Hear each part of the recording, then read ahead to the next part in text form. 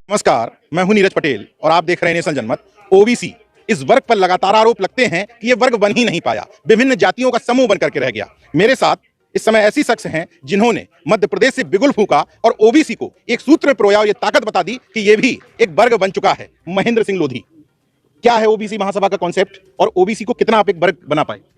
Sir, OBC महासभा का concept है कि जो ओबीसी समाज की 3733 जातियां हैं, पहले उनको एक करना, और हम जो मूल्यवासी समाज है पूरा 3733 जातियां ये और 3000 जातियां एसटी एससी की, ये हमारा कॉन्सेप्ट है। लेकिन बात ये थी कि ओबीसी वर्ग जो है एक नहीं हो पा रहा था। लेकिन आप देख रहे होंगे कि आज यहाँ पे जो हमारा कार्यक्रम है, आज वीरांगना फूलन देवी जो है जिनकी शहादत दिवस पे कार्यक्रम है, यहाँ पे कुर्मी पटेल, लोधी, यादव, बिंद, सैनी, घोसी, मतलब जो हमारी समाज है मध्य प्रदेश है या पूरे उत्तर प्रदेश में, वो आज यहाँ पर आने वाली है। इसका मतलब ये है कि हम जो ओबीसी महासभा का विजन ये था कि हम एकता में आएँ और अपनी जनगणना कराएं, जातिगत जनगणना, और इसके बाद संख्या के अनुपात में अपनी हिस्सेदारी मांगे, जो हमारे संवैधानिक अधिकार हैं और हमारे महापुरुषों की जो विचारधारा है और रही है, जो हमारे महापुरुष जिनके हम आज शहादत दिवस मना रहे हैं, उनके जो विचार थे उसको आगे बढ़ाएं। ये ओबीसी महासभा की विचारधारा है जी। आपने कहा कि फूलन देवी का शहादत दिवस मना रहे हैं जी। ऐसे समय में जब ओबीसी और एससी वर्ग कावड़ ढोने में लगा हुआ है, आप अयोध्या में खड़े होकर के कह रहे हैं कि हम फूलन देवी का शहादत दिवस मना रहे हैं।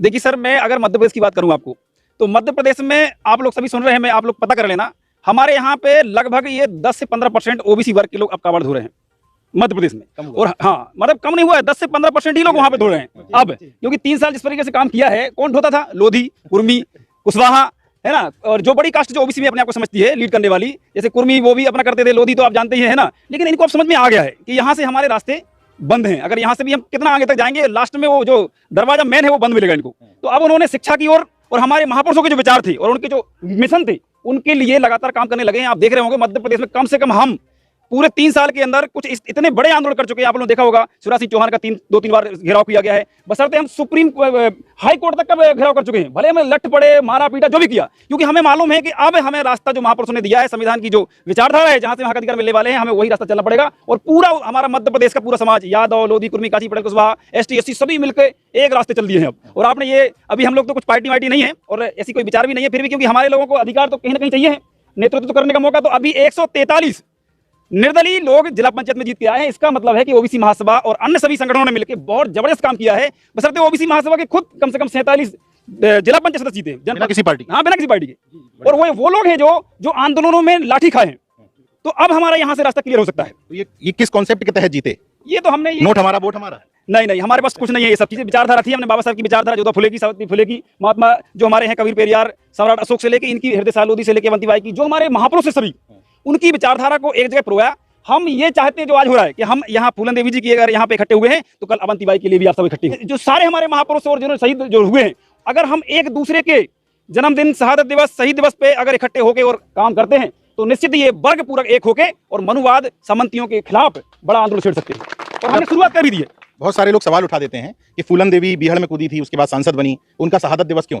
देखिए, सबसे बड़ी बात तो ये है, वहां याद करना चाहिए कि जो 11 साल की बेटी और उसके साथ जो शोषण अत्याचार हुआ, इसके बाद उनकी 3 गुना उम्र के साथ उनकी शादी हो गई, ये क्या है? ये मनुवाद है। और वहां पे कुठाघात किया उन्होंने, उसको सहन नहीं किया। जहां जहां उनके साथ गलत हुआ उन्होंने सहन नहीं किया, उसका प्रतिकार किया, जिसके कारण अब आप कह रहे हैं कि उनके साथ ये बिहार क्यों जाना पड़ा। इतना हमारे समाज भी उतना जागरूक नहीं था, मतलब उनके माता पिता भी इतने डरे हुए थे कि उनके अत्याचार के कारण वो भी कह रहे थे कि इनकी 11 साल में शादी कर दूं। तो ये हमारे समाज की बहुत बड़ी कमियां थी। पर हम अब धीरे धीरे जोधबा फुले, सावित्री फुले, कबीर पेरियार को पढ़ रहे हैं और आगे बढ़ रहे हैं। वो उनके साथ शोषण, अत्याचार, बलात्कार, इतना सब कुछ हुआ, जिसके कारण उनको जंगल चुनना पड़ा। और आप बताइए, कोई आज या उस समय कोई कारतूसों की माला पहन के एक बेटी चलने को कैसे तैयार हुई होगी? आप सोच सकते हो क्या किया होगा। कुछ हद तक मैं अपने खुद की समाज को जिम्मेदार मानता हूं कि जंगल जाना पड़ा। अगर हमारे लोगों ने उनको सहायता और सारी चीजें करना शुरू कर दी होती तो जंगल नहीं चुनना पड़ता। उनको कारतूसों की माला पहन के, बंदूक लेके 22 जो सामंतवादियों को जो मारना पड़ा, वो किस लिए? क्योंकि उनके साथ जो अत्याचार शोषण हुआ है वो उनको पता है कि हमारे साथ क्या हुआ है, इसलिए आज भी हो रहा है। आज आप उन्नाव देख लीजिए, आप भदौली देख लीजिए, आप पिंकी लोधी का बुलंदशहर देख लीजिए। आप कहते बड़ी बड़ी छत्रियों दुनिया की बातें करते हैं, यहाँ पे लोधी समाज के लोग। पिंकी लोधी के साथ 4 शर्मा लड़कों ने बलात्कार किया, वहां का सरपंच उसमें मिला और वहां का मंत्री मिला, वहां पे जो बीजेपी के सिटिंग में उसमें एमएलए थे और मंत्री थे।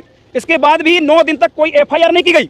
और जब ओबीसी महासभा 1000 किलोमीटर आके बुलंदशहर आई और जब हम लोगों ने थाने का घेराव किया, तब जाके वहां रिपोर्ट लिखी गई। ये उत्तर प्रदेश के हमारे ओबीसी वर्ग का काम है कि हम इतने कमजोर हैं आज भी, इसलिए फूलन देवी उस समय बनी। और मैं तो उनको नमन करता हूं कि उन्होंने प्रधानमंत्री तक को झुका दिया और मध्य प्रदेश की सरकार वहां पे सरेंडर किया, यहां तक नहीं किया। और ये हमारे लिए बहुत बड़ी बात है कि एक महिला ने पूरे देश की राजनीति को हिला दिया था। लक्ष्मण यादव दिल्ली से आए, आप मध्य प्रदेश से आए, तमाम अन्य जगहों के जिलाध्यक्ष भी आए, उत्तर प्रदेश के लोग भी हैं, बिहार के लोग भी हैं, वर्मा जी हमारे उत्तर प्रदेश से।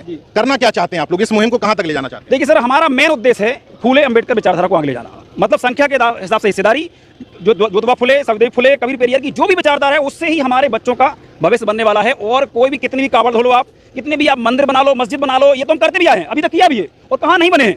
लेकिन हमने क्या फूले की विचारधारा को अपनाया क्या, सखदेव फुले की अपनाया क्या?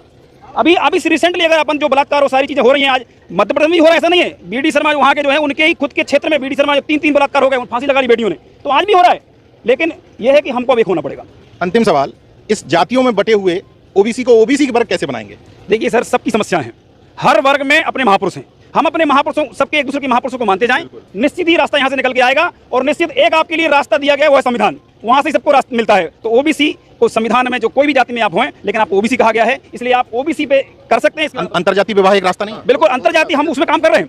हमारे AK सिंह जो हैं वो लगातार काम कर रहे हैं, और हम उनको कई लोगों की जानकारी भी देते हैं, और इसके बाद वहाँ सफलता ही हमें मिली है। तो ये हम ये भी लगातार करते रहेंगे। और ये एक जो हक अधिकारों का जो मिशन है, यहाँ पे हम सब इकट्ठे होते हैं, वहाँ से रास्ते हमारे खुलते हैं, फिर यहाँ पे भी हम पहुँचते हैं कि हमको अंतरजातीय विवाह भी करना है। जगह का नाम सुनिएगा, इस समय अयोध्या में खड़ा हूं, यहाँ फूलन देवी की शहादत दिवस मनाया जा रहा था, और एक तरफ कावड़ होने वाले पिछड़े वर्ग के लोग थे, एक तरफ महेंद्र लोधी जैसे और रामनिवास वर्मा जी जैसे पिछड़े वर्ग को जगाने वाले ओबीसी लोग थे। तय आपको करना है कि आपके बच्चों का भविष्य उस कावड़ होने में ज्यादा सुरक्षित है या स्कूलों में, विद्यालयों में। देखते रहिए नेशन जनमत, जागरूक और सजग बने रहिए। जय विज्ञान, जय संविधान।